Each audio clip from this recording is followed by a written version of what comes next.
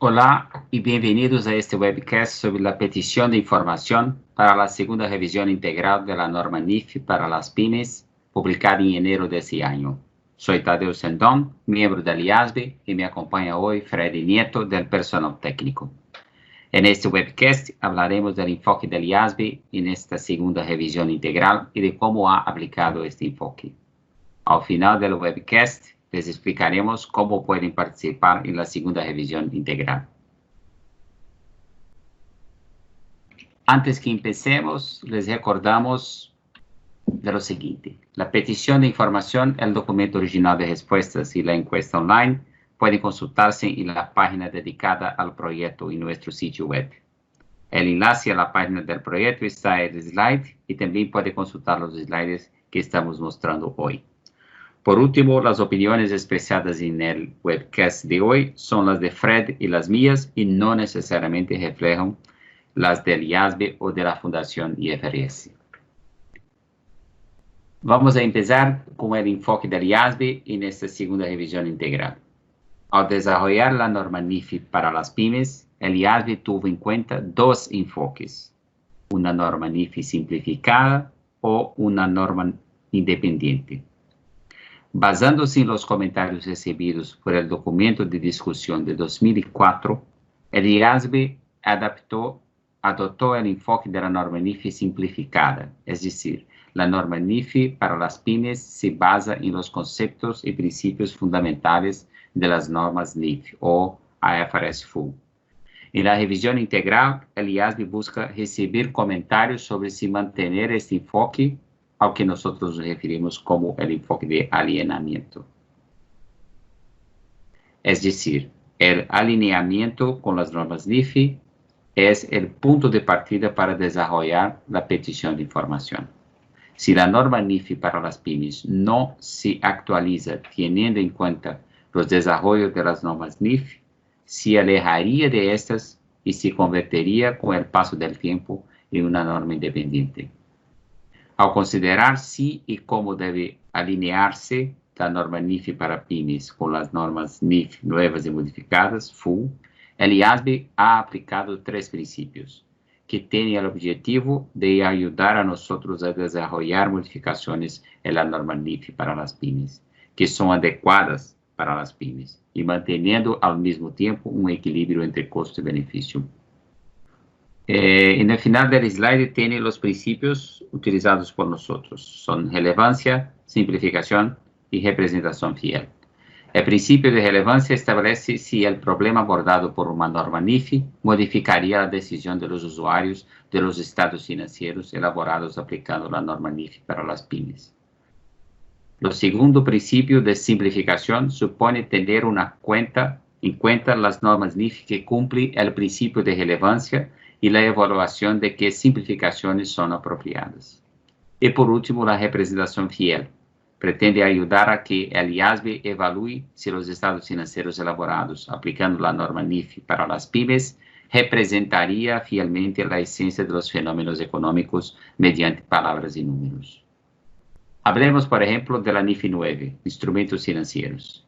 El IASB analizó los temas de la NIF 9 de forma individual para clasificación y medición de activos financieros, deterioro de valor y contabilidad de cobertura.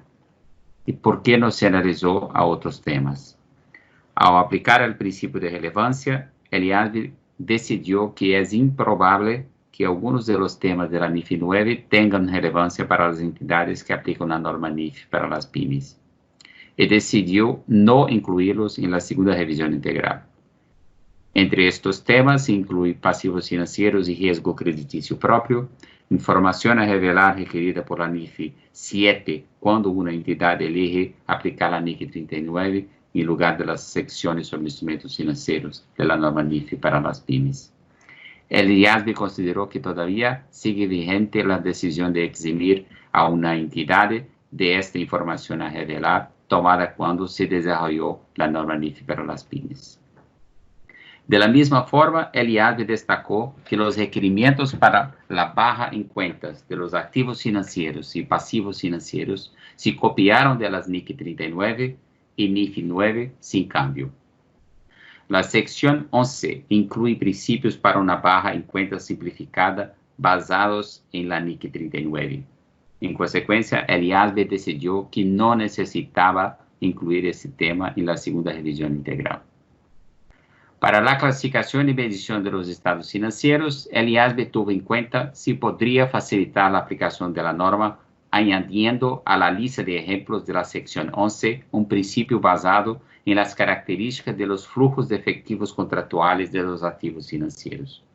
El principio complementario ofrecería un razonamiento claro para clasificar los activos financieros cuando las características del activo financiero no coinciden con ninguno de los ejemplos de la sección 11.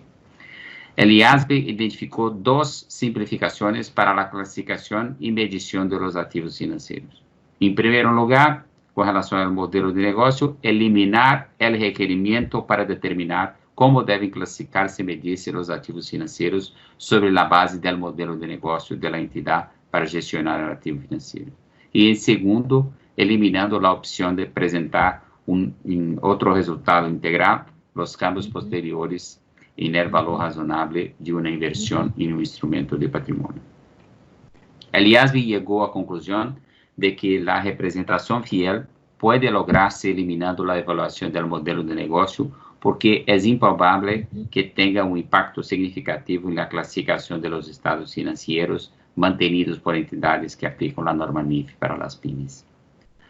Para el deterioro de valor, el IASB comentó que el modelo de deterioro de valor por pérdidas crediticias esperadas, que nosotros hoy tenemos en la NIF 9, ofrece una mejor calidad e información más relevante para los usuarios de los estados financieros que el modelo de las pérdidas incurridas de la norma NIF para las pymes. El IASB observó que el enfoque simplificado para las cuentas comerciales por cobrar, activos de contratos y cuentas por cobrar por arrendamiento, que requiere que la provisión para pérdidas se mida a una cantidad igual a las pérdidas crediticias durante el tiempo de vida, mitiga las preocupaciones prácticas sobre la utilización del enfoque general para llevar a cabo un seguimiento de los cambios en riesgo crediticio para determinar si ha producido un aumento significativo. Dado el alcance de la norma NIF para las pymes, que es decir, que la entidad no tiene obligación pública de rendir cuentas, el IASB decidió obtener comentarios sobre la introducción del método simplificado. Al evaluar el principio de representación fiel, el IASB observó que el enfoque simplificado ofrece información más útil y relevante que el modelo de pérdidas incurridas. Y finalmente, contabilidad de coberturas. Al aplicar el principio de relevancia a los requerimientos de la contabilidad de coberturas, el IASB observó que la sección 12 se centra en los tipos de coberturas que es probable que las pymes utilicen y solo permite la contabilidad de coberturas para determinados riesgos. Además, el IASB observó que la sección 12 sobre requerimiento de cobertura se entiende bien y son aceptados por los usuarios y preparadores de los estados financieros elaborados bajo la norma NIF para las pymes. El IASB decidió solicitar opiniones sobre la necesidad de la sección 12 de proporcionar requerimientos de la contabilidad de cobertura y recabar opiniones sobre conservar los requerimientos actuales en lugar de alinearlos con la NIF 9. Ahora hablamos de la NIF 15. Al aplicar el principio de relevancia a la NIF 15, ingresos de actividades ordinarias procedentes de contratos con cliente, el IASB observó que los ingresos son igual de relevantes para las pymes como para las entidades que le aplican las normas NIF. La NIF 15 reemplazó a la anterior norma sobre ingresos, la NIC 18, ingresos de actividades ordinarias, y la NIC 11, contratos de construcción. Y la norma introdujo un marco común y más fuerte para el reconocimiento de ingresos de actividades ordinarias, así como para ofrecer recomendaciones para transacciones más complejas de tales ingresos. El IASB observó que la sección sobre ingresos de actividades ordinarias en la norma NIF para las pymes ya lograba muchos de los resultados introducidos por la NIF 15. En concreto, destacó que las recomendaciones para transacciones más complejas es probable que no sean relevantes para aquellas transacciones más simples y las que normalmente participan las pymes. No obstante, el IASB también observó que, dada la importancia de los ingresos de actividades ordinarias en los estados financieros, es posible que cualquier desalineación tenga un impacto negativo desproporcionado en su comprensión. El IASB identificó 3 posibles enfoques para alinear a la sección 23 con la NIF 15. La alternativa 1 supondría modificar la sección 23 únicamente para eliminar las diferencias claras en el resultado de aplicar la sección 23 o la NIF 15, sin reconstruir completamente la sección 23. Por ejemplo, la actual recomendación de la sección 23 se redactaría nuevamente de forma que esté relacionada con el calendario de satisfacción de las obligaciones de desempeño y la distinción entre desempeño a lo largo del tiempo y en un momento determinado. La alternativa 2 reescribiría completamente la sección 23 para reflejar los principios y lenguaje usado en las NIF 15. Y la alternativa 3 es no realizar modificaciones a la sección 23 como parte de esta revisión integral. El IASB también analizó si proporcionar una exención transitoria, si se elige la alternativa 1 o la alternativa 2, permitiendo que una entidad continúe su política actual de reconocimiento de los ingresos de actividades ordinarias para los contratos ya en curso en la fecha de transición o que esté previsto terminarlos dentro de un tiempo determinado después de la fecha de transición. Ao evaluar la representación fiel, el IASB observó que ambas alternativas alinearían la norma NIF para las pymes con la NIF 15.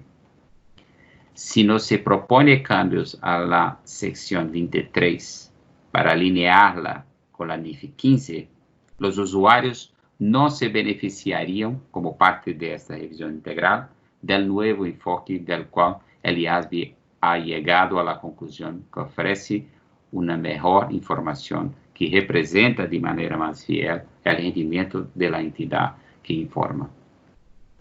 El cambio estaría justificado si el beneficio de la alienación superase el costo de cambio.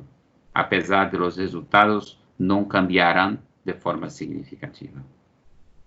Agora, hablando de la NIF 16, arrendamiento, ao aplicar el principio de relevancia a la NIF 16, el IASB observó que las pymes utilizan ampliamente los arrendamientos.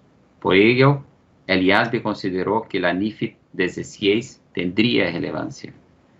El IASB también tuvo en cuenta que, dados los sólidos argumentos planteados durante el desarrollo de la NIF 16 a favor de considerar como pasivos las obligaciones de arrendamiento, iba a ser improbable que un argumento distinto se mantuviese para las pymes.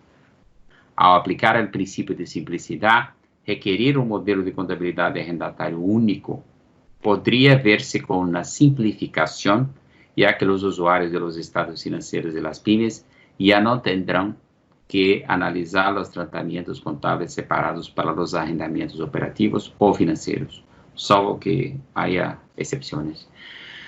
No obstante, el IASB también observó que podría añadirse simplificaciones adicionales a la norma NIF para las pymes ao alinearla con las NIF 16 y sugirió simplificación de los requerimientos de reconocimiento y medición con respecto a temas tales como los pagos por arrendamiento variables, determinando la tasa de descuento y el plazo de arrendamiento, simplificación de la medición posterior o nueva evaluación del pasivo por el arrendamiento, mantenimiento de las revelaciones existentes para los arrendamientos financieros y finalmente simplificar el lenguaje de la norma. Ao aplicar el principio de representación fiel, el IASB considera que el alineamiento de la norma NIF para las pymes daría lugar a una mayor transparencia sobre el apalancamiento financiero de las entidades y el capital empleado. En opinión del IASB, los estados financieros preparados aplicando la sección 20 alineada representaría más fielmente los activos y pasivos de una entidad y proporcionaría información útil y relevante a los usuarios y no puede requerir informes personalizados para satisfazer sus necesidades. Agora, Freddy vai apresentar para nosotros los slides que nos quedan. Gracias. Gracias, Tadeo. Veamos ahora cómo el IASB ha aplicado estos principios de alineamiento a las NIF 10, estados financieros consolidados, y NIF 11, acuerdos conjuntos. Al aplicar el principio de relevancia, el IASB observó que la norma NIF para las pymes ya incluye un requerimiento para los estados financieros consolidados. Por este motivo, ya ha evaluado que los estados financieros consolidados son relevantes para las pymes. El IASB decidió que la pregunta que necesita responder es si las mejoras introducidas por la NIF 10 serían relevantes para los usuarios de los estados financieros de las pymes o ayudarían a los preparadores de los estados financieros. Antes de que se introdujese la NIF 10, las normas NIF incluían dos pruebas para establecer si consolidar o no una entidad. Una prueba de control se utilizó para las relaciones más convencionales entre inversores y entidades participadas, mientras que una prueba diferente, más basada en reglas, se aplicaba cuando se llevaban a cabo negocios mediante una entidad con cometido especial. Actualmente, la norma NIF para las pymes incluye requerimientos basados en el precedente a la NIF 10. La NIF 10 cuenta con un enfoque único, basado en control, y ofrece guías para ayudar a una entidad a evaluar el control.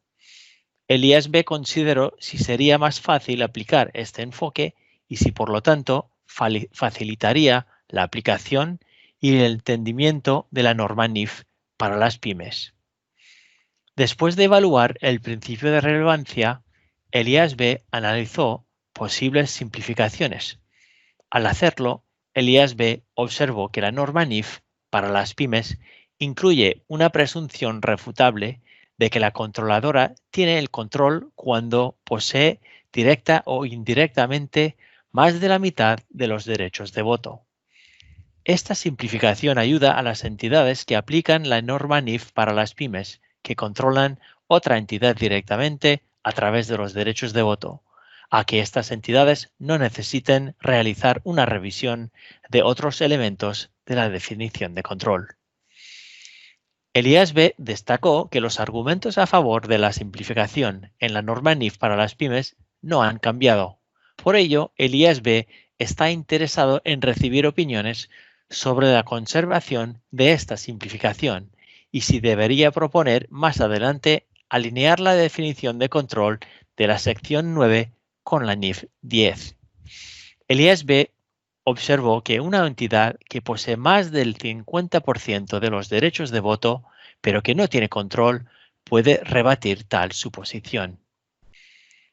Al evaluar la representación fiel, el IASB llegó a la conclusión de que un único fundamento para la consolidación con la simplificación propuesta ofrecería información que representa de forma fiel las entidades participadas de las cuales los inversores tienen control y que resulta útil a los usuarios de los estados financieros preparados aplicando la norma NIF para las pymes. Pasamos ahora a hablar de la NIF 11, acuerdos conjuntos. Tal y como hizo en el caso de la NIF 10, el IASB observó que ya había determinado que la contabilidad de las inversiones en acuerdos es relevante para las entidades que aplican la norma NIF para las pymes. Además, el IASB observó que la definición de control conjunto en la NIF 11 está relacionada con la definición de control de la NIF 10. Después de decidir buscar opiniones sobre la alineación de la norma NIF para las pymes con la NIF 10, el IASB decidió también buscar opiniones sobre la alineación con la NIF 11.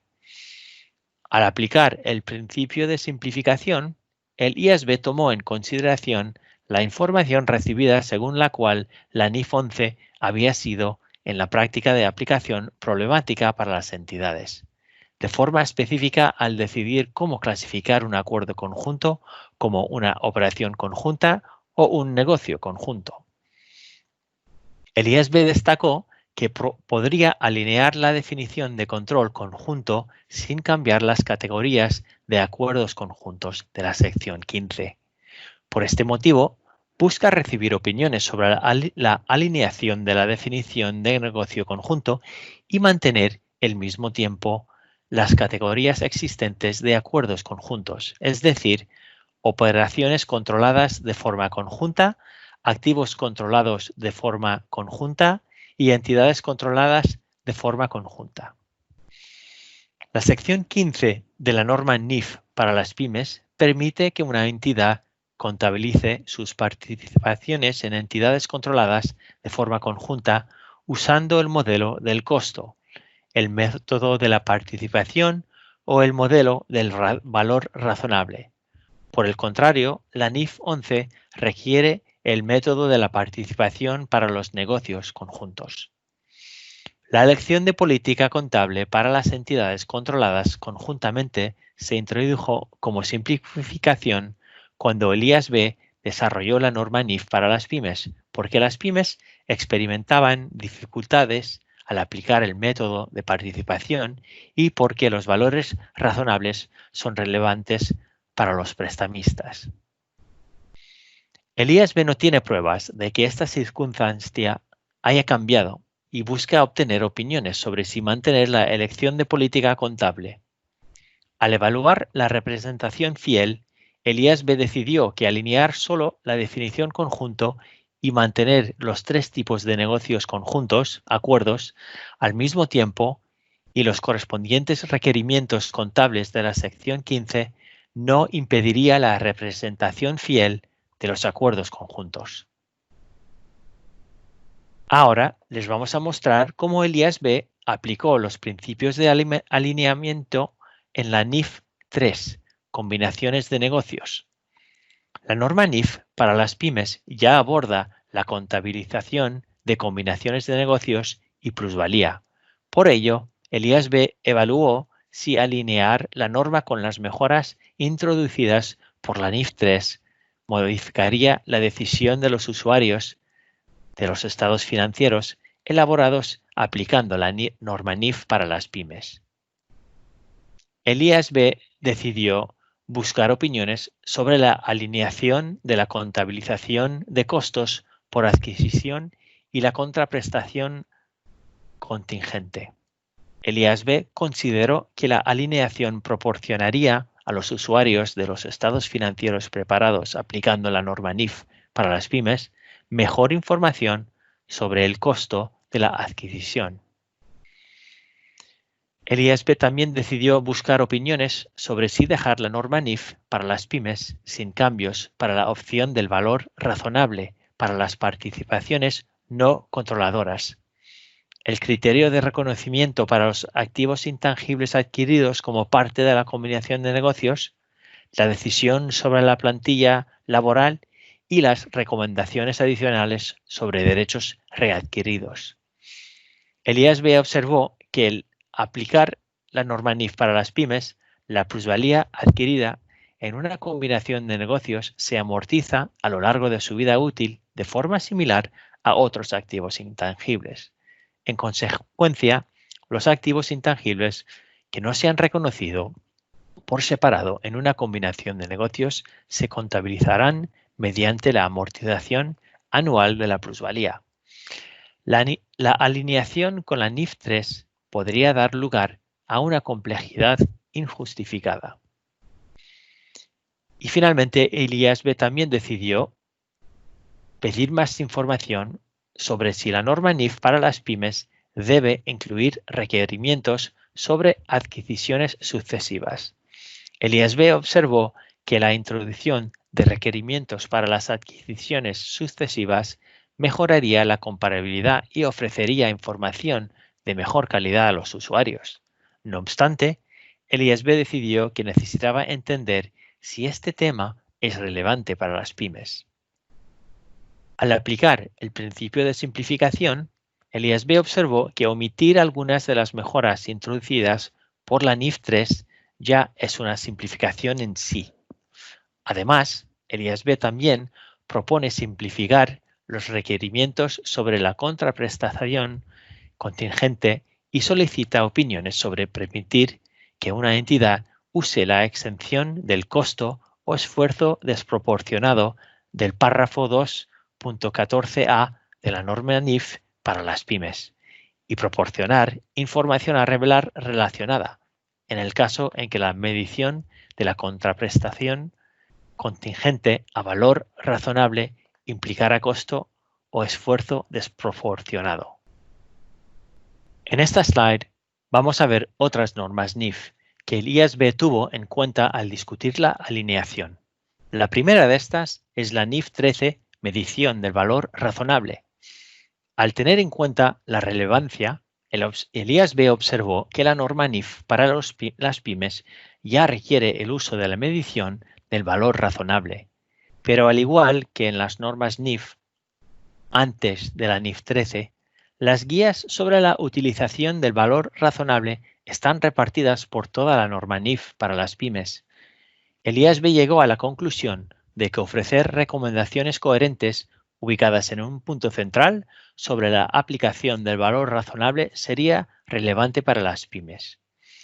Al aplicar el principio de simplicidad, el IASB consideró que la definición de valor razonable en la NIF 13 es más clara que la definición en la norma NIF para las pymes y por ello más fácil de aplicar. Una definición clara que es más simple de aplicar sin cambiar los requerimientos de cuándo medir un activo o pasivo a valor razonable apoya el principio de representación fiel. Ahora vamos a hablar de la última norma NIF en este webcast, la NIF 14, cuentas de diferimientos de actividades reguladas. El IASB reconoció que las entidades sujetas a regulación de tasas pueden estar en el alcance de la norma NIF para las pymes y por ello el tema puede ser relevante. No obstante, el IASB decidió obtener comentarios sobre si dejar la norma NIF para las pymes sin cambios porque la NIF 14 se puede reemplazar por un proyecto activo. Por último, el IASB ha aplicado los principios de alineamiento a cada modificación a las normas NIF y interpretaciones CINIF para decidir si recaba opiniones sobre el alineamiento de la norma NIF para las pymes, si solicita opiniones sobre dejar la norma NIF para las pymes sin cambios, es decir, sobre no alinearla, o solicita informaciones sobre si alinear la norma NIF para las pymes. Se puede encontrar más información sobre los argumentos del IASB para cada modificación a las normas NIF e interpretaciones CINIF en el apéndice A de la petición de información. La segunda cuestión del alineamiento es cuándo el IASB debería considerarlo. El IASB ha reafirmado la decisión tomada durante la primera revisión integral, concretamente que las normas NIF, modificaciones a normas NIF e interpretaciones CINIF no deben considerarse hasta que estén vigentes. Sin embargo, generalmente no sería necesario esperar hasta que sus revisiones posteriores a la implementación hayan sido completadas. No obstante, hay diferentes opiniones sobre cuándo considerar el alineamiento. En consecuencia, el IASB busca opiniones sobre la prontitud con la que dicho cambio debería incorporarse a la norma NIF para las pymes después de que se haya introducido una norma NIF, una modificación a una norma NIF o una interpretación CINIF. La primera opción es que si una norma se emite antes de la fecha de publicación de la petición de información, entonces debería alinearse incluso si no es vigente. La segunda opción es esperar hasta la fecha de vigencia de la norma antes de la fecha de publicación de la petición de información. La tercera opción son los cambios vigentes y sobre los cuales la revisión posterior a la implementación se completó antes de la fecha de publicación de la petición de información. Y la última se basa en alguna otra fecha. Antes de finalizar el webcast, como recordatorio para aquellos interesados en obtener más información, esta slide incluye los materiales publicados relacionados con la petición de información y que están disponibles en nuestra página web. Hemos publicado un snapshot que es un resumen general y simplificado de los principales aspectos incluidos en la petición de información. El snapshot está disponible en español. Y a continuación tenemos el documento oficial que hemos publicado, que es la petición de información.